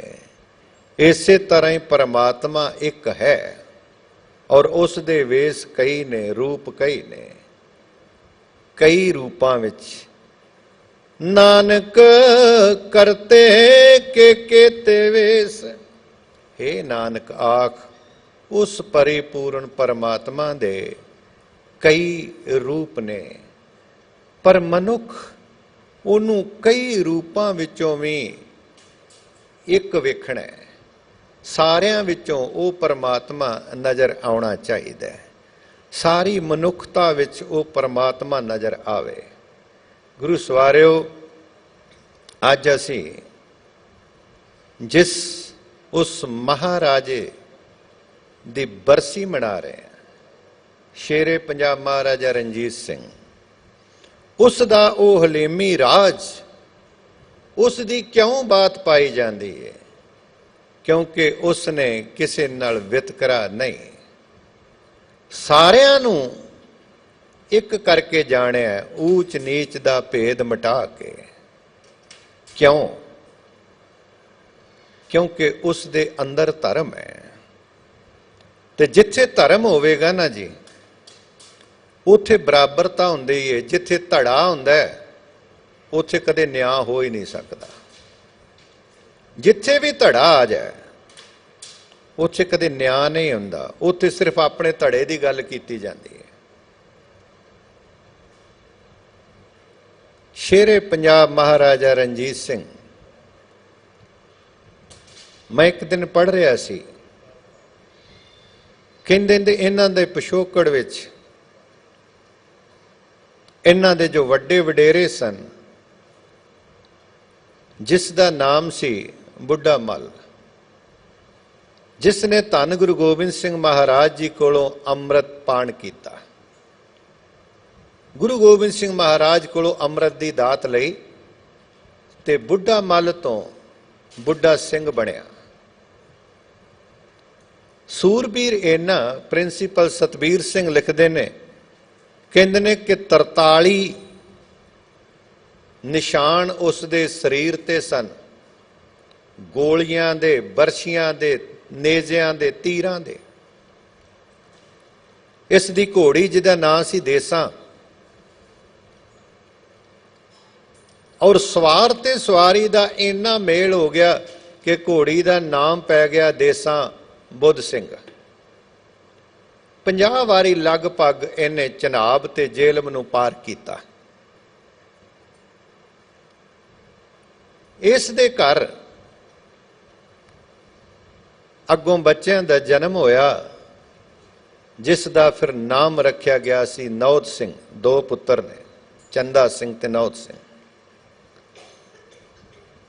ਸਰਦਾਰ ਨੌਦ ਸਿੰਘ ਦੇ ਘਰ 4 ਪੁੱਤਰਾਂ ਦਾ ਜਨਮ ਹੋਇਆ, ਜਿਹਦੇ ਵਿੱਚ ਸਰਦਾਰ ਚੜਤ ਸਿੰਘ, ਚੇਤ ਸਿੰਘ, ਇਸੇ ਤਰ੍ਹਾਂ 4 ਪੁੱਤਰ। ਔਰ ਸਰਦਾਰ ਨੌਦ ਸਿੰਘ ਨੇ 30 ਕੁਲ ਲੈ ਕੇ ਜਵਾਨ ਤੇ ਗੁਜਰਾਂਵਾਲੇ ਦੇ ਕੋਲ ਸ਼ੁਕਰ ਚੱਕ ਥੇ ਤੇ ਇੱਕ ਨਗਰ ਵਸਾਇਆ, ਜਿਹਦਾ ਨਾਂ ਸ਼ੁਕਰ ਚੱਕ ਰੱਖਿਆ ਸੀ। 30 ਫੌਜੀ ਭਰਤੀ ਕੀਤੇ ਔਰ ਬੜਾ ਸੂਰਬੀਰ ਯੋਧਾ ਸੀ। ਇਸ ਨੇ ਆਪਣੀ ਤਾਂਕ ਜਮਾਈ। ਇਸ ਤੋਂ ਬਾਅਦ ਸਰਦਾਰ ਚੜਤ ਸਿੰਘ, ਤੇ ਸਰਦਾਰ ਚੜਤ ਸਿੰਘ ਨੇ ਉਹਦੇ ਵਿੱਚ ਵਾਧਾ ਕੀਤਾ। ਔਰ ਇੱਥੋਂ ਤੱਕ ਕਿ ਜਿਹੜਾ ਵੀ ਮਨੁੱਖ ਉਸ ਫੌਜ ਵਿੱਚ ਭਰਤੀ ਹੋਣ ਲਈ ਆਉਂਦਾ ਸੀ ਨਾ, ਸਰਦਾਰ ਚੜਤ ਸਿੰਘ ਆਪ 5 ਪਿਆਰਿਆਂ ਵਿੱਚ ਸ਼ਾਮਲ ਹੋ ਕੇ ਤੇ ਪਹਿਲਾਂ ਉਸ ਨੂੰ ਅੰਮ੍ਰਿਤ ਦੀ ਦਾਤ ਦਿੰਦਾ ਸੀ। ਉਸ ਤੋਂ ਬਾਅਦ ਫੌਜ ਵਿੱਚ ਰੱਖਣਾ ਕਿ ਪਹਿਲਾਂ ਅੰਮ੍ਰਿਤ ਪਾਨ ਕਰਨਾ ਪਏਗਾ। ਇਹ ਹੈ ਖਾਲਸਾ ਰਾਜ ਦੀਆਂ ਜੜ੍ਹਾਂ। ਤੇ ਗੁਰੂ ਸਵਾਰਿਓ, ਇਹ ਉਹ ਸਰਦਾਰ ਚੜਤ ਸਿੰਘ ਹੈ ਜਿਸ ਨੇ ਕਦੇ ਅਬਦਾਲੀ ਨੂੰ ਕੁਪਰਹੀੜੇ ਦੇ ਮੈਦਾਨ ਵਿੱਚ ਵੰਗਾਰਿਆ ਸੀ ਔਰ ਕਿਹਾ ਸੀ, ਅਬਦਾਲੀ ਤੂੰ ਲੋਕਾਂ ਦੇ ਪੁੱਤਰ ਨਾ ਮਰਵਾ, ਜੇ ਤੇਰੀਆਂ ਬਾਹਾਂ ਵਿੱਚ ਤਾਕਤ ਹੈ ਤੇ ਤੂੰ ਮੇਰੇ ਨਾਲ 2 ਹੱਥ ਕਰਕੇ ਵੇਖ। ਉਸ ਸਰਦਾਰ ਚੜਤ ਸਿੰਘ ਦੇ ਘਰ ਪੁੱਤਰ ਦਾ ਜਨਮ ਹੋਇਆ ਮਹਾਂ ਸਿੰਘ। ਤੇ ਸਰਦਾਰ ਮਹਾਂ ਸਿੰਘ ਦੇ ਘਰ 2 ਨਵੰਬਰ 1780 ਨੂੰ ਹੋਣਹਾਰ ਬਾਲਕ ਦਾ ਜਨਮ ਹੋਇਆ, ਜਿਹਦਾ ਨਾਂ ਰੱਖਿਆ ਗਿਆ ਸੀ ਸਰਦਾਰ ਰਣਜੀਤ ਸਿੰਘ। 5 ਸਾਲ ਦੀ ਉਮਰ ਤੇ ਚੇਚਕ ਨੇ ਐਸਾ ਦਬਾਇਆ ਕਿ ਇੱਕ ਅੱਖ ਜਾਂਦੀ ਰਹੀ। ਲੋਕਾਂ ਦੇ ਮਨਾਂ ਵਿੱਚ ਸੀ ਕਿ ਇਹ ਬੱਚਾ ਜਿਹੜਾ ਇੰਨਾ ਕਮਜ਼ੋਰ ਹੈ, ਹੋ ਸਕਦਾ ਹੈ ਕਿ ਜਿੰਦਾ ਵੀ ਰਵੇ ਕਿ ਨਾ। ਪਰ ਹੋਣੀ ਹੱਸ ਕੇ ਕਹਿ ਰਹੀ ਸੀ, ਇਹ ਤੇ ਉਹ ਮਹਾਬਲੀ ਯੋਧਾ ਹੈ ਜਿਹਦੇ ਨਾਮ ਦੇ ਨਾਲ ਸ਼ੇਰੇ ਪੰਜਾਬ ਲੱਗਣਾ ਹੈ, ਜਿਸ ਨੇ ਪੰਜਾਬ ਦੀ ਧਰਤੀ ਤੇ ਗੁਰੂ ਨਾਨਕ ਦੇ ਨਾਮ ਦੇ ਸਿੱਕੇ ਚਲਾਣੇ ਨੇ। ਸਮਾਂ ਨਹੀਂ, ਮੈਂ ਸਿਰਫ ਚੰਦ ਕੁ ਗੱਲਾਂ ਆਪ ਜੀ ਨਾਲ ਸ਼ੇਰੇ ਪੰਜਾਬ ਦੇ ਸੰਬੰਧ ਵਿੱਚ ਸਾਂਝੀਆਂ ਕਰਨੀਆਂ ਨੇ। ਸ਼ੇਰੇ ਪੰਜਾਬ ਮਹਾਰਾਜਾ ਰਣਜੀਤ ਸਿੰਘ ਜਦੋਂ ਸ਼ੇਰੇ ਪੰਜਾਬ ਦੇ ਪਿਤਾ ਚਲਾਣਾ ਕਰ ਗਏ ਸਰਦਾਰ ਮਹਾਂ ਸਿੰਘ, ਤੇ ਇਸ ਦੀ ਸੱਸ ਸਦਾ ਕੌਰ ਤੇ ਮਾਤਾ ਰਾਜ ਕੌਰ ਨੇ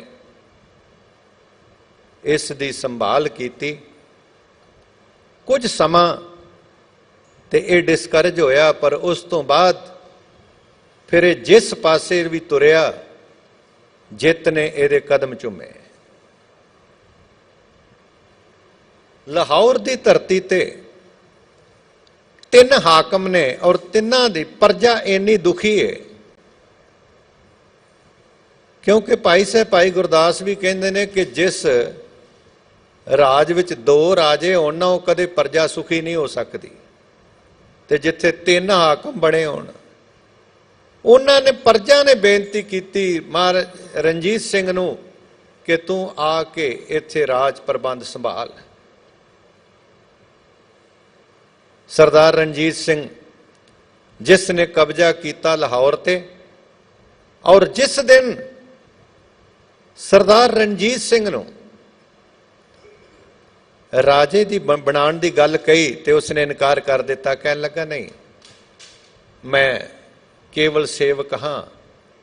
ਪਰ ਸਾਰਿਆਂ ਨੇ ਕਿਹਾ ਕਿ ਨਹੀਂ, ਰਾਜ ਪ੍ਰਬੰਧ ਚਲਾਉਣ ਵਾਸਤੇ ਇਹ ਜ਼ਰੂਰੀ ਹੈ। ਬਾਬਾ ਸਾਹਿਬ ਸਿੰਘ ਬੇਦੀ ਉਹਨਾਂ ਨੇ ਤਿਲਕ ਲਾਇਆ ਔਰ ਮਹਾਰਾਜਾ ਰਣਜੀਤ ਸਿੰਘ ਦਾ ਇਹ ਰਾਜ ਜਿਹੜਾ ਸੀ ਇਹ ਕਾਇਮ ਹੋਇਆ। ਗੁਰੂ ਸਵਾਰਿਓ, ਮਹਾਰਾਜਾ ਰਣਜੀਤ ਸਿੰਘ ਉਹਨਾਂ ਦੇ ਸੰਬੰਧ ਵਿੱਚ ਉਂਝ ਤਾਂ ਕਈ ਘੰਟੇ ਬੋਲੀ ਜਾਈਏ ਤੇ ਸਮਾਂ ਥੋੜਾ ਹੈ, ਪਰ ਮੈਂ ਸਿਰਫ ਉਹਨਾਂ ਦਾ ਜੋ ਧਾਰਮਿਕ ਜੀਵਨ ਹੈ ਨਾ ਉਹ ਤੁਹਾਡੇ ਨਾਲ ਸਾਂਝਾ ਕਰਾਂ ਕਿ ਮਹਾਰਾਜਾ ਰਣਜੀਤ ਸਿੰਘ ਜਦੋਂ ਰਾਜ ਗੱਦੀ ਤੇ ਬੈਠੇ ਤੇ ਉਸ ਤੋਂ ਬਾਅਦ ਕਹਿਣ ਲੱਗੇ ਕਿ ਹੁਣ ਕਰੰਸੀ ਕਿਹਦੇ ਨਾਂ ਤੇ ਚਲਾਈ ਜਾਏ। ਕਿਸੇ ਨੇ ਕਿਹਾ ਕਿ ਸਰਦਾਰ ਨੌਦ ਸਿੰਘ ਦੇ ਨਾਂ ਤੇ, ਕਿਸੇ ਨੇ ਕਿਹਾ ਸਰਦਾਰ ਚੜ੍ਹਤ ਸਿੰਘ ਦੇ ਨਾਂ ਤੇ, ਕਿਸੇ ਨੇ ਕਿਹਾ ਸ਼ੇਰੇ ਮਹਾਰਾਜਾ ਰਣਜੀਤ ਸਿੰਘ ਦੇ ਨਾਮ ਤੇ। ਤੇ ਮਹਾਰਾਜਾ ਰਣਜੀਤ ਸਿੰਘ ਨੇ ਕਿਹਾ ਸੀ, ਕਹਿਣ ਲੱਗਾ ਇਹ ਰਾਜ ਕਿਹਦੇ ਕੋਲੋਂ ਮਿਲਿਆ ਹੈ, ਕਿਹਦੀ ਕਿਰਪਾ ਨਾਲ ਮਿਲਿਆ ਹੈ? ਕਹਿਣ ਲੱਗੇ ਗੁਰੂ ਨਾਨਕ ਦੀ ਕਿਰਪਾ ਨਾਲ। ਤੇ ਕਹਿਣ ਲੱਗਾ ਫਿਰ ਨਾਮ ਵੀ ਗੁਰੂ ਨਾਨਕ ਦਾ ਹੀ ਚੱਲੇਗਾ। ਫਿਰ ਸਿੱਕਾ ਵੀ ਗੁਰੂ ਨਾਨਕ ਦੇ ਨਾਮ ਦਾ ਚਲਾਇਆ ਔਰ ਉਸ ਜਿਹੜਾ ਸਿੱਕਾ ਸੀ ਉਹਦੇ ਉੱਤੇ ਲਿਖਿਆ ਗਿਆ ਦੇਗੋ ਤੇਗੋ ਫਤਿਹ ਨੁਸਰਤ ਬੇਦਰੰਗ ਯਾਫਤ ਅਜ ਨਾਨਕ ਗੁਰੂ ਗੋਬਿੰਦ ਸਿੰਘ। ਇੱਕ ਪਾਸੇ ਗੁਰੂ ਨਾਨਕ ਦੇ ਫੋਟੋ ਔਰ ਭਾਈ ਮਰਦਾਨਾ ਰਬਾਬ ਵਜਾ ਰਿਹਾ। ਇੱਥੇ ਹੀ ਬਸ ਨਹੀਂ, ਜਿਹੜੀ ਮੋਹਰ ਸੀ ਮੋਹਰ ਦੇ ਉੱਤੇ ਵੀ ਗੁਰੂ ਨਾਨਕ ਦਾ ਨਾਮ, ਛੋਟੀ ਮੋਹਰ ਤੇ ਸ੍ਰੀ ਅਕਾਲ ਜੀ ਸਹਾਏ ਤੇ ਥੱਲੇ ਕੇਵਲ ਰਣਜੀਤ ਸਿੰਘ, ਮਹਾਰਾਜਾ ਨਹੀਂ। ਜੇ ਕਿਤੇ ਕੋਈ ਕਾਰੀਗਰ ਆਇਆ ਕਹਿਣ ਲੱਗਾ ਮੈਂ ਕੁਰਸੀ ਬਣਾਣੀ ਚਾਹਨਾ ਤੁਹਾਡੇ ਬੈਠਣ ਲਈ, ਤੇ ਸ਼ੇਰੇ ਪੰਜਾਬ ਨੇ ਕਿਹਾ ਸੀ, ਕਹਿਣ ਲੱਗਾ ਕੁਰਸੀ ਜ਼ਰੂਰ ਬਣਾ, ਪਰ ਐਸੀ ਕੁਰਸੀ ਬਣਾਈ ਕਿ ਮੈਂ ਕੁਰਸੀ ਦੇ ਉੱਪਰ ਬੈਠਾ ਤੇ ਉਹਦਾ ਮੂੰਹ ਗੁਰੂ ਰਾਮਦਾਸ ਦੇ ਘਰ ਵੱਲ ਹੋ ਜਾਏ। ਜਿਸ ਗੁਰੂ ਰਾਮਦਾਸ ਦੀ ਕਿਰਪਾ ਨਾਲ ਸਭ ਕੁਝ ਮਿਲਿਆ ਉਸ ਪਾਸੇ ਕਿਤੇ ਕੰਡ ਨਾ ਹੋਵੇ, ਗੁਰੂ ਰਾਮਦਾਸ ਦੇ ਘਰ ਵੱਲ। ਜੇ ਕਿਤੇ ਕੋਈ ਆਇਆ ਤਸਵੀਰ ਬਣਾਉਣ ਵਾਲਾ ਤੇ ਉਸਨੇ ਕਿਹਾ ਮਹਾਰਾਜਾ ਸਾਹਿਬ ਮੈਂ ਤੁਹਾਡੀ ਤਸਵੀਰ ਬਣਾਣੀ ਚਾਹਨਾ, ਤੇ ਮਹਾਰਾਜੇ ਨੇ ਕਿਹਾ, ਕਹਿਣ ਲੱਗਾ ਤਸਵੀਰ ਬਣਾ, ਪਰ ਇਸ ਤਰ੍ਹਾਂ ਦੀ ਬਣਾ ਕਿ ਗੁਰੂ ਨਾਨਕ ਦੇ ਮਹਾਰਾਜ ਬੈਠੇ ਹੋਣ ਤੇ ਮੈਂ ਉਹਨਾਂ ਦੇ ਚਰਨਾਂ ਦੇ ਵਿੱਚ ਮੱਥਾ ਟੇਕਦਾ ਹੋਵਾਂ। ਕਹਿਣ ਲੱਗਾ ਤਸਵੀਰ ਤੇ ਬਣੇਗੀ ਪਰ ਤੁਹਾਡਾ ਚਿਹਰਾ ਨਹੀਂ ਦਿਸਣਾ। ਤੇ ਸ਼ੇਰੇ ਪੰਜਾਬ ਨੇ ਕਿਹਾ ਸੀ ਮੈਂ ਚਾਹਨਾ ਮੇਰਾ ਚਿਹਰਾ ਅਲੋਪ ਹੋ ਜਾਏ, ਇੱਥੇ ਕੇਵਲ ਗੁਰੂ ਨਾਨਕ ਦਾ ਚਿਹਰਾ ਸਾਹਮਣੇ ਆਉਣਾ ਚਾਹੀਦਾ ਹੈ। ਇਹ ਹੈ ਧਾਰਮਿਕ ਜੀਵਨ ਔਰ ਪ੍ਰਜਾ ਦੇ ਨਾਲ ਕਿੰਨਾ ਕੁ ਪਿਆਰ ਹੈ। ਗੁਰੂ ਸਵਾਰਿਓ, ਇੰਨਾ ਗੁਰੂ ਰਾਮਦਾਸ ਦੇ ਘਰ ਨਾਲ ਪਿਆਰ ਕਿ ਜਦੋਂ ਇੱਕ ਪਾਸੇ ਰਾਮਗੜੀਆ ਮਿਸਲ ਤੇ ਭੰਗੀਆਂ ਦੀ ਮਿਸਲ ਇਹਨਾਂ ਦਾ ਅੰਮ੍ਰਿਤਸਰ ਤੇ ਕਬਜ਼ਾ ਹੈ, ਇਹਨਾਂ ਨੇ ਸੋਚਿਆ ਵਿਚਾਰ ਕੀਤੀ ਕਿ ਸ਼ੇਰੇ ਮਹਾਰਾਜਾ ਰਣਜੀਤ ਸਿੰਘ ਨੂੰ ਹਰਾ ਕੇ ਲਾਹੌਰ ਤੇ ਕਬਜ਼ਾ ਕੀਤਾ ਜਾਏ। ਪਤਾ ਲੱਗਾ ਤੇ ਮਹਾਰਾਜਾ ਰਣਜੀਤ ਸਿੰਘ ਫੌਜਾਂ ਲੈ ਕੇ ਆਪ ਚੜ੍ਹਾਈ ਕੀਤੀ, ਪਰ ਜਦੋਂ ਸ੍ਰੀ ਅੰਮ੍ਰਿਤਸਰ ਸਾਹਿਬ ਵੱਲ ਆਇਆ, ਇੱਥੇ ਆ ਕੇ ਅੱਖਾਂ ਭਰ ਲਈਆਂ, ਕਹਿਣ ਲੱਗਾ ਗੁਰੂ ਰਾਮਦਾਸ ਇਹ ਕਿਹੋ ਜਿਹਾ ਸਮਾਂ ਮੇਰੇ ਵਾਸਤੇ ਆ ਗਿਆ, ਮੈਂ ਆਪਣੇ ਭਰਾਵਾਂ ਤੇ ਆਪ ਤੋਪਾਂ ਦੇ ਗੋਲੇ ਦਾਗਾਂਗਾ, ਮੈਂ ਗੁਰੂ ਰਾਮਦਾਸ ਦੇ ਉਸ ਨਗਰੀ ਵਾਲੇ ਪਾਸੇ ਗੋਲੇ ਕਿਵੇਂ ਦਾਗਾਂਗਾ, ਗੁਰੂ ਰਾਮਦਾਸ ਕੋਈ ਐਸੀ ਕਿਰਪਾ ਕਰੋ। ਤੇ ਕਹਿੰਦੇ ਨੇ ਉਸ ਵੇਲੇ ਨਾ ਇਤਿਹਾਸ ਦੱਸਦਾ ਕਿ ਉਹ ਜਰਨੈਲ ਅਕਾਲੀ ਫੂਲਾ ਸਿੰਘ ਉਹ ਵਿੱਚ ਆ ਕੇ ਖੜੇ ਹੋ ਗਏ ਤੇ ਉਹਨਾਂ ਨੇ ਆ ਕੇ ਕਿਹਾ ਸੀ, ਕਹਿਣ ਲੱਗੇ ਕਿ ਤੁਸੀਂ ਤੋਪਾਂ ਦਾਗਣ ਵਾਸਤੇ ਇੱਕ ਦੂਜੇ ਤੇ ਤਿਆਰ ਹੋ ਪਏ, ਪਰ ਉਸ ਤੋਂ ਪਹਿਲਾਂ ਚੰਗਾ ਹੋਵੇ ਜੇ ਇੱਕ ਤੋਪ ਦਾ ਗੋਲਾ ਮੇਰੇ ਤੇ ਚਲਾਓ, ਮੈਂ ਇਹ ਵੇਖ ਨਹੀਂ ਸਕਦਾ। ਉਹਨਾਂ ਕਿਹਾ ਮਹਾਰਾਜ ਫਿਰ ਤੁਸੀਂ ਦੱਸੋ ਕੀ ਕਰਨਾ। ਤੇ ਅਕਾਲੀ ਫੂਲਾ ਸਿੰਘ ਨੇ ਕਿਹਾ ਸੀ, ਕਹਿਣ ਲੱਗੇ ਕਿ ਅੰਮ੍ਰਿਤਸਰ ਦਾ ਕਬਜ਼ਾ ਤੁਹਾਨੂੰ ਦਿੱਤਾ ਤੇ ਮਿਸਲ ਰਾਮਗੜੀਆ ਤੇ ਭੰਗੀ ਇਹਨਾਂ ਨੂੰ ਜਗੀਰਾਂ ਦਿੱਤੀਆਂ ਜਾਣਗੀਆਂ। ਗੁਰੂ ਰਾਮਦਾਸ ਦੇ ਘਰ ਵਿੱਚ ਆ ਕੇ ਸ਼ੇਰੇ ਪੰਜਾਬ ਨੇ ਸ਼ੁਕਰਾਨਾ ਕੀਤਾ, ਸਰੋਵਰ ਵਿੱਚ ਇਸ਼ਨਾਨ ਕੀਤਾ, ਔਰ ਕਿਸੇ ਨੇ ਦੱਸ ਦਿੱਤਾ, ਕਹਿੰਦੇ ਨੇ ਕਿਸੇ ਨੇ ਦੱਸਿਆ ਸੀ ਸ਼ੇਰੇ ਪੰਜਾਬ ਨੂੰ, ਗਿਆਨੀ ਸੰਤ ਸਿੰਘ ਨੇ, ਵੇਖੋ ਐਸਾ ਰਾਜਾ ਹੋਣਾ ਚਾਹੀਦਾ ਜਿਹੜਾ ਪੁੱਛਦਾ ਆ ਕੇ ਕੋਈ ਦੁਖੀ ਤਾਂ ਨਹੀਂ। ਉਹਨਾਂ ਕਿਹਾ ਜੀ ਗੁਰੂ ਰਾਮਦਾਸ ਦੇ ਘਰ ਦਾ ਕੀਰਤਨੀਆ, ਉਹ ਬੜੀ ਗਰੀਬੀ ਦੀ ਹਾਲਤ ਵਿੱਚ ਦਿਨ ਕੱਟੀ ਕਰ ਰਿਹਾ ਹੈ, ਤਵਾ ਵੀ ਕੋਈ ਨਹੀਂ ਰੋਟੀ ਬਣਾਉਣ ਵਾਸਤੇ, ਮਿੱਟੀ ਦੇ ਭਾਂਡਿਆਂ ਵਿੱਚ ਛਕਦੇ ਨੇ, ਅੱਖਾਂ ਭਰ ਰਹੀਆਂ। ਤੇ ਆਏ ਆ ਕੇ ਭਾਈ ਮਨਸਾ ਸਿੰਘ ਦੇ ਕੋਲ ਜਿਹੜੇ ਕੀਰਤਨੀਏ ਸਨ, ਕਹਿਣ ਲੱਗੇ ਦਰਵਾਜ਼ਾ ਖੜਕਾਇਆ, ਦਰਵਾਜ਼ਾ ਖੋਲੋ। ਉਹਨਾਂ ਕਿਹਾ ਕਿਉਂ? ਕਹਿਣ ਲੱਗੇ ਮੈਂ ਤੁਹਾਡੇ ਮਿੱਟੀ ਦੇ ਭਾਂਡਿਆਂ ਨੂੰ ਸੋਨੇ ਵਿੱਚ ਬਦਲਣ ਆਇਆ। ਤੇ ਭਾਈ ਮਨਸਾ ਸਿੰਘ ਇਹਨੇ ਸਿੱਧਕੀ ਕਹਿਣ ਲੱਗੇ ਜਿਸ ਗੁਰੂ ਰਾਮਦਾਸ ਦੇ ਘਰ ਦੀ ਮੈਂ ਚਾਕਰੀ ਕਰਨਾ, ਕੀ ਤੂੰ ਉਹਦੇ ਨਾਲੋਂ ਵੱਡਾ ਹੋ ਗਿਆ? ਤੂੰ ਉਹਦੇ ਨਾਲੋਂ ਵੱਡਾ? ਉਹਨਾਂ ਕਿਹਾ ਕਦੇ ਵੀ ਨਹੀਂ। ਕਹਿਣ ਲੱਗੇ ਫਿਰ ਜਿੱਧਰੋਂ ਆਇਆ ਨਾ ਉਧਰ ਵਾਪਸ ਚਲਾ ਜਾ, ਪਰ ਇੱਕ ਕੰਮ ਕਰ, ਗੁਰੂ ਰਾਮਦਾਸ ਦੇ ਘਰ ਅਰਦਾਸ ਕਰਕੇ ਜਾ ਕਿ ਗੁਰੂ ਰਾਮਦਾਸ ਕਿਰਪਾ ਕਰੀ ਮਨਸਾ ਸਿੰਘ ਸਾਰੀ ਜ਼ਿੰਦਗੀ ਤੇਰੇ ਦਰ ਤੇ ਕੀਰਤਨ ਕਰਦਾ ਰਵੇ, ਕਿਸੇ ਹੋਰ ਦੀ ਝਾਕ ਨਾ ਰਵੇ। ਉਹ ਸ਼ੇਰੇ ਪੰਜਾਬ ਜਦੋਂ 27 ਜੂਨ 1839 ਦਾ ਸਮਾਂ ਆਇਆ, ਲਾਹੌਰ ਦੀ ਧਰਤੀ ਤੇ ਆਖਰੀ ਤਕਰੀਰ ਕੀਤੀ ਉਸਨੇ, ਔਰ ਉਹਨਾਂ ਨੇ ਇਹ ਬੋਲਦਿਆਂ ਇੱਕ ਗੱਲ ਕਹੀ, ਕਹਿ ਕੇ ਸਮਾਪਤੀ ਕਰਾਂ।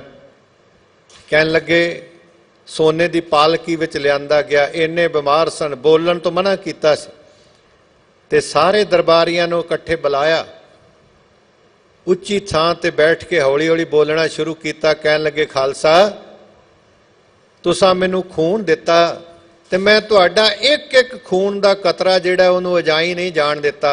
ਜਿੱਥੇ ਜਿੱਥੇ ਤੁਸਾਂ ਖੂਨ ਡੋਲਿਆ ਮੈਂ ਉੱਥੇ ਗੁਰੂ ਗੋਬਿੰਦ ਸਿੰਘ ਦੇ ਨਿਸ਼ਾਨ ਚਲਾ ਦਿੱਤੇ, ਖਾਲਸਾ ਰਾਜ ਦੇ ਨਿਸ਼ਾਨ ਚਲਾਏ। ਕਹਿਣ ਲੱਗੇ ਮੋਤੀ ਖਿਲਰੇ ਸਨ, ਮੈਂ ਇੱਕ ਇੱਕ ਕਰਕੇ ਇਕੱਠਾ ਕੀਤਾ ਔਰ ਮਾਲਾ ਬਣਾਈ, ਪਰ ਵੇਖਿਓ ਮੇਰੇ ਤੋਂ ਬਾਅਦ ਕਿਸੇ ਬਾਂਦਰ ਬਿਰਤੀ ਵਾਲੇ ਦੇ ਹੱਥ ਵਿੱਚ ਇਹ ਮਾਲਾ ਨਾ ਦੇ ਦਿਓ, ਕਿਤੇ ਐਸਾ ਨਾ ਹੋਵੇ ਕਿ ਇੱਕ ਇੱਕ ਮਣਕਾ ਖਿਲਾਰ ਕੇ ਰੱਖ ਦੇਵੇ।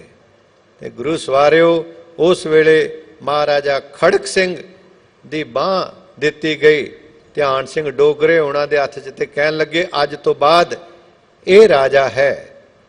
ਔਰ ਉਹ ਸ਼ੇਰੇ ਪੰਜਾਬ ਮਹਾਰਾਜਾ ਰਣਜੀਤ ਸਿੰਘ ਸਦਾ ਦੀ ਨੀਂਦ ਸੌਂ ਗਿਆ, ਔਰ ਉਹ ਜਿਹੜਾ ਸਿੱਖ ਰਾਜ ਦਾ ਚਾਨਣ ਮਨਾਰਾ ਸੀ ਉਹ ਸਦਾ ਵਾਸਤੇ ਦੀਵਾ ਜਿਹੜਾ ਸ਼ੇਰੇ ਪੰਜਾਬ ਦੇ ਜੀਵਨ ਦਾ ਬੁਝ ਗਿਆ। ਉਸ ਮਹਾਰਾਜੇ ਦੀ ਬਰਸੀ ਮਨਾਈ ਜਾ ਰਹੀ ਹੈ। ਗੁਰੂ ਸਵਾਰਿਓ ਸਾਨੂੰ ਉਹਨਾਂ ਦੇ ਜੀਵਨ ਤੋਂ ਸੇਧ ਲੈਣੀ ਚਾਹੀਦੀ ਹੈ ਕਿ ਰਾਜ ਕਿਹੋ ਜਿਹਾ ਹੋਣਾ ਚਾਹੀਦਾ ਹੈ, ਔਰ ਜੇ ऐसी सोच रख के चलांगे तो फिर ये आरजू मेरी रूप भर के हजार फूल खिलाएगी, अगर बाग से इश्क है तो बहार भी आएगी। भुल्लां चुकां दी खिमा, कोटान कोट धन्नवाद।